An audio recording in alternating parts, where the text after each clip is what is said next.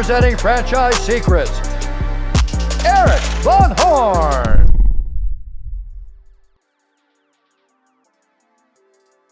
Another question I get is the balance of a franchisee buying too many territories up front or not enough.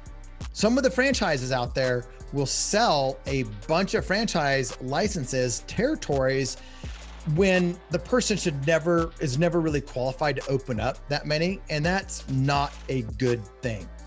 But on the flip side of that, you don't want to sell them short either. Again, this is just my perspective. Different brands have different philosophies on this, and it might work better with particular brands. So just know that this is not a hard and fast rule. This is my opinion right now. So as a franchisee, I always wanted to get as much turf, as many territories that I could. And an example of that is with Solo Salon. So as a franchisee, I bought Solo Salon Studios in Orange County, California.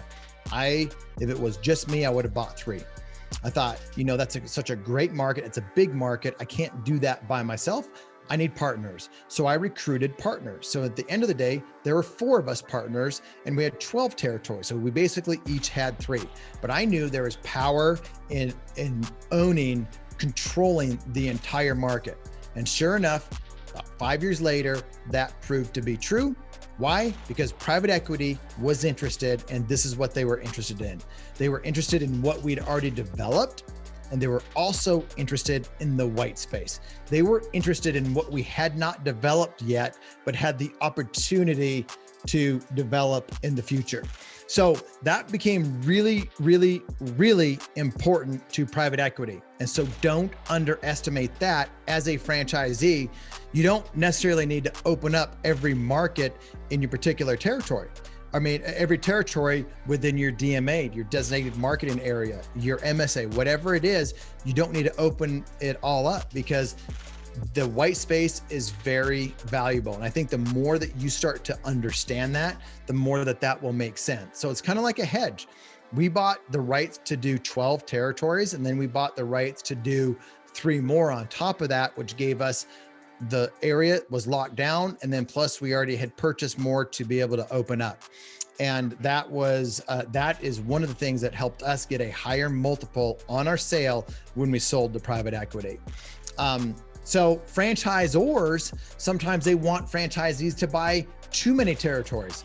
That's the case if the franchisor is more interested in selling versus opening. So I don't want to be a part of a franchise organization that's more interested in selling territories than opening territories. Nobody's making money except for the franchisor on the initial sale of a territory. And the truth in franchising, that's not where the real money is for franchisors. It's royalty. Once you're open going, once you get to that maturity standpoint. So us at Mighty Dog Roofing, we want to get our franchisees open up as fast as we can and generating revenue as quickly as possible, and then helping them generate as much revenue as possible. That way we, as a franchisor, have a really solid business asset that's producing cash flow and building equity. So that's the name of the game.